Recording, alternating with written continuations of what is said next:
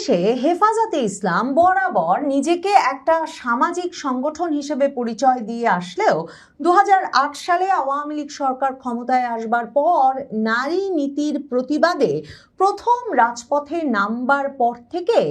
আমরা সকলেই যেই সামাজিক সংগঠন হেফাজতে ইসলামকে চিনলাম, সেই সংগঠনটি এরপর প্রায় 2 দশক ধরে বাংলাদেশের রাজনীতির কেন্দ্রে একটা বড় প্রভাবক হিসেবে কাজ করছে। সেই হেফাজতে ইসলাম আবার নিজেদের সামাজিক সংগঠন বলে বটে, কিন্তু কওমি মাদ্রাসা ভিত্তিক এই সংগঠনগুলোতে যে কি পরিমাণে রাজনীতির চর্চা হয় তার প্রমাণ হচ্ছে হেফাজতে ইসলামের প্রায় সকল সর্বোচ্চ শীর্ষস্থানীয় নেতাদের নিজ নিজ রাজনৈতিক দল আছে। যেমন তাদের বিখ্যাত একজন নেতা হচ্ছেন খেলাফত মজলিসের নেতা মামুনুল হক। এরকম হেফাজতে ইসলামেরই আসলে নানা ধরনের দল আছে এবং প্রতিবারই নির্বাচনের আগে ওই হেফাজতে ইসলামপন্থী দলগুলো কোন জোটে যায়, কাদেরকে ভোট দেয়, কারা তাদের প্রধান আস্থা ভাজন হয়, এগুলোর জন্য একটা তাদেরকে নিয়ে টানাটানি পড়ে যায়। এবারেও যেমন হেফাজতে ইসলামের প্রধান মুহিবুল্লাহ বাবুনগরী তিনি ঘোষণা দিয়ে বলেছিলেন 2025-এর অক্টোবরে একবার, 2026-এর ফেব্রুয়ারিতে একবার, যে মুসলমানদের জন্য জামায়াতে ইসলামীকে ভোট দেওয়া হারাম হবে এবং যেহেতু এটা কোনোভাবেই জায়েজ নয় এবং এটা কোনো নির্বাচন নয়, 2026-এর ফেব্রুয়ারির নির্বাচনটা এটা মওদুদিবাদের বিরুদ্ধে একটা জিহাদ। কিন্তু আবার দেখেন হেফাজতে ইসলামের নেতা মামুনুল হক খেলাফত মজলিসের প্রধান, তিনি একদিকে যেমন খালেদা জিয়ার মৃত্যুর পর তার খাটিয়ায় কান দিলেন, ঠিক তেমনি ভাবে আবার গিয়ে 11 দলীয় জোটে জামায়াতে ইসলামীর মনোনয়নে নির্বাচন করলেন ঢাকায় এবং তারপর আবার কিছুতেই এত রকম প্রভাব বিস্তারের পরেও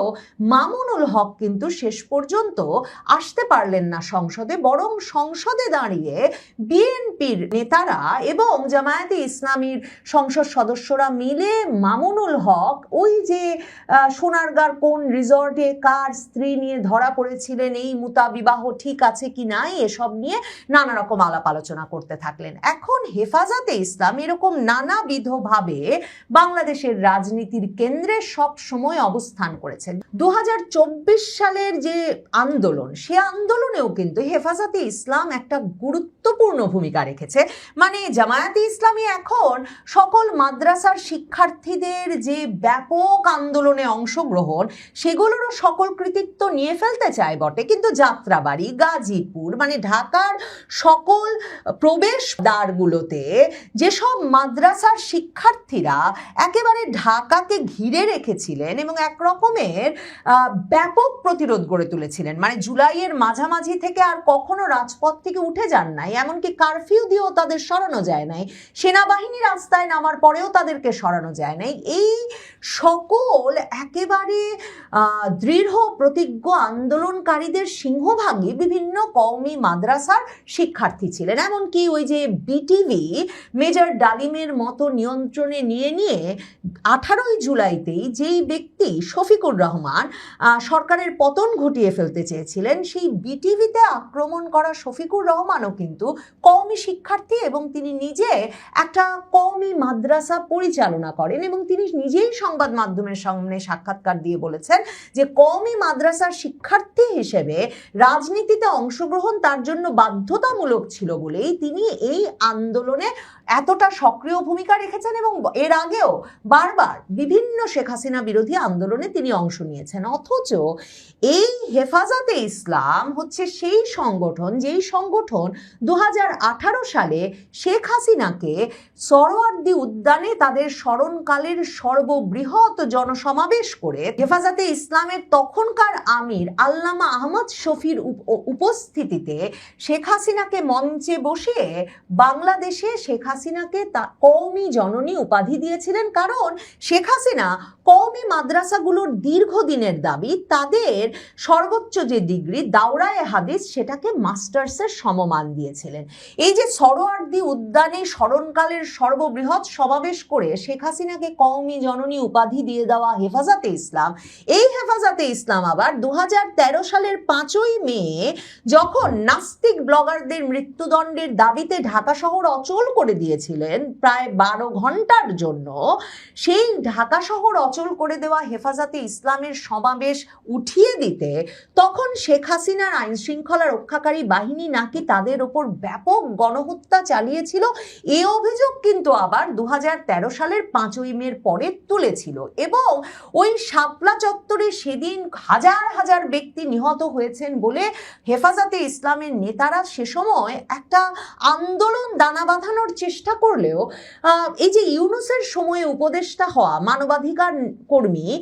মানবাধিকার সংগঠন অধিকারের প্রধান আদিলুর রহমান শুভ্র তখন 61 জনের একটা তালিকা করেছিলেন বটে, কিন্তু তখনকার সংবাদ মাধ্যমগুলো আবার তখন ওই মাদ্রাসাগুলোয় যে বের করেছিল যে ওই 61 জনের তালিকাও সঠিক নয়, যাদের নাম সেখানে দেওয়া হয়েছে তারা বেশিরভাগই জীবিত আছেন। এরপরে তো আদিলুর রহমান শুভ্রর বিরুদ্ধে সরকার মামলা মোকদ্দমাও করে, তাকে জেলও খাটতে হয়। আর হেফাজতে ইসলামের প্রধান নেতা আল্লামা আহমদ শফি থেকে শুরু করে বাবুনগরী থেকে শুরু করে হেফাজতে ইসলামের নেতৃবৃন্দ শেখ হাসিনার আমলে এরপর আর গণহত্যার বিচার চান নাই, তারা বরং 2013 ওই দাবি থেকে সরে এসে 2018-তে শেখ হাসিনাকে কওমি জননী উপাধি দিয়েছিলেন। এবং এরপর শেখ হাসিনা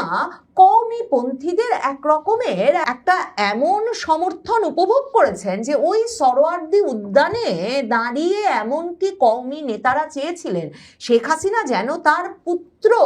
সজীব ওয়াজেদ জয়ের সঙ্গেও কওমি পন্থীদের একটা সংযোগ ঘটিয়ে দেন। এরপর 2024-এর আন্দোলনে কওমি মাদ্রাসার সারা দেশে কওমি মাদ্রাসার শিক্ষার্থীরা পথে নেমে আসা এবং তাদের অপ্রতিরোধ আন্দোলন সারা দেশেই একটা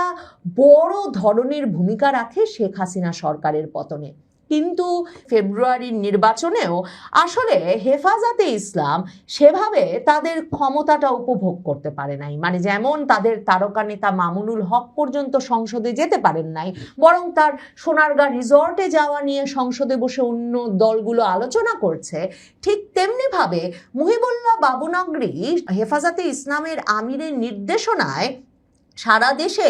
মুসলমানরা হারাম ভেবে জামায়াতে ইসলামীকে ভোট দেওয়াও বন্ধ রাখে নাই। কিন্তু সরকার, তারেক রহমান সরকার, বিএনপি সরকার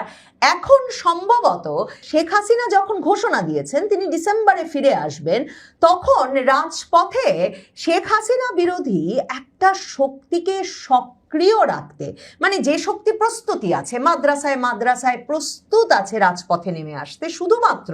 তাদের শিক্ষক অধ্যক্ষ তাদের বোর্ডগুলোর এক রকমের মানে ডাক দেওয়ার অপেক্ষা, ডাক দেওয়া মাত্র সম্মিলিতভাবে হাজার হাজার লাখ লাখ শিক্ষার্থী রাস্তায় নেমে আসতে পারেন এমন একটা ফোর্সকে, এমন একটা জনশক্তিকে তারেক রহমান সম্ভবত শেখ হাসিনার বিপক্ষে প্রস্তুত রাখতে চাইছেন। এবং সে কারণেই আন্তর্জাতিক অপরাধ ট্রাইব্যুনালে এখন শেখ হাসিনার বিরুদ্ধে, শেখ হাসিনা সহ 41 জনের বিরুদ্ধে ওই যে 2013 সালের 5ই মে হেফাজতে ইসলাম যে দাবি করেছিল যে শেখ হাসিনা সরকার নাকি তাদের শাপলা চত্বরের সমাবেশে অংশগ্রহণকারীদের ওপর গণহত্যা চালিয়েছেন, হত্যাযজ্ঞ চালিয়েছেন, সেই অভিযোগে মামলা দায়ের হয়েছে। এবং বিএনপি সরকার এসেই জামায়াতে ইসলামীর প্রভাব মুক্ত করতে আন্তর্জাতিক অপরাধ ট্রাইব্যুনালের চিফ প্রসিকিউটর বদলেছে। আন্তর্জাতিক অপরাধ ট্রাইব্যুনালের আগের চিফ প্রসিকিউটর জামাত নেতা, পরবর্তীতে এবি পার্টিতে যোগ দেওয়া তাজুল ইসলাম, তিনি হেফাজতে ইসলামের এই এজেন্ডাটা এগিয়ে নিতে সেভাবে সক্রিয় ছিলেন না। যে শাপলা চত্বরের মামলা তার মূল এজেন্ডা ছিল না, তার মূল এজেন্ডা ছিল 2024-এর জুলাই আগস্টে হয়ে যাওয়া গণহত্যা, মানবতা বিরোধী অপরাধের বিচার করে শেখ হাসিনা যে আন্তর্জাতিক অপরাধ ট্রাইব্যুনালে জামাত নেতাদেরকে 1971 সালের যুদ্ধাপরাধের বিচারের মুখোমুখি করেছেন সেটার এক রকমের প্রতিশোধ তোলা। কিন্তু এখন বিএনপি ওই চিফ প্রসিকিউটর পদে পরিবর্তন এনে বিএনপির একজন আইনজীবী নেতাকে যখন বসিয়েছেন, চিফ প্রসিকিউটর হয়েছেন আমিনুল ইসলাম, তখন তিনি অত্যন্ত সক্রিয় হয়ে এই মামলাটার তদন্ত কাজ পরিচালনা করেছেন এবং এখন বলা হচ্ছে 2013 সালের 5ই মে মতিঝিলের শাপলা চত্বরে হেফাজতে ইসলামের সমাবেশে হত্যাযজ্ঞের ঘটনায় করা মামলা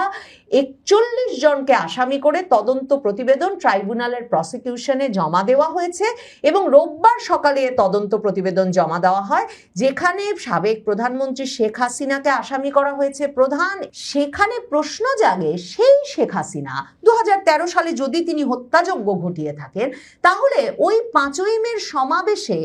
যেই হেফাজতে ইসলামের আমির প্রধান ব্যক্তি ছিলেন, তিনি নিজে উপবিষ্ট ছিলেন, আল্লামা আহমদ শফি, যার ডাকে ওই অত বড় সমাবেশ, তিনি কিভাবে সরোয়ার্দী উদ্যানে 2018 সালে এত বড় একটা সমাবেশ শেখ হাসিনাকে সম্বর্ধনা দিতে করলেন, যার নাম দিয়েছিলেন শোকরানা মাহফিল, এবং কিভাবে শেখ হাসিনার স্বরাষ্ট্রমন্ত্রী আসাদুজ্জামান খান কামাল সহ শীর্ষস্থানীয় ব্যক্তিবর্গ আল্লামা আহমদ শফির সঙ্গে ওই একই মঞ্চে উপবিষ্ট হওয়ার সুযোগ পেলেন 2018 সালে সরোয়ার্দী উদ্যানের সেই শোকরানা মাহফিলে। এই প্রশ্নের উত্তর খুঁজতে গেলে নিশ্চয়ই আন্তর্জাতিক অপরাধ ট্রাইব্যুনালে এই মামলা টিকবে না, কিন্তু সরকার আসলে হেফাজতে ইসলামকে নিয়ে খেলতে চাইছে নিশ্চিতভাবেই, এবং জামায়াতের প্রভাব মুক্ত করে আন্তর্জাতিক অপরাধ ট্রাইব্যুনালে হেফাজতে ইসলামের প্রভাব বলয় সৃষ্টি করাই বিএনপি তার প্রভাব বলয় প্রতিষ্ঠা করার একটা কৌশল হিসেবে ভাবছে। এখন তারেক রহমান সম্ভবত যখন শেখ হাসিনা বলছেন তিনি দেশে ফিরবেন, আর নাহিদ ইসলামরা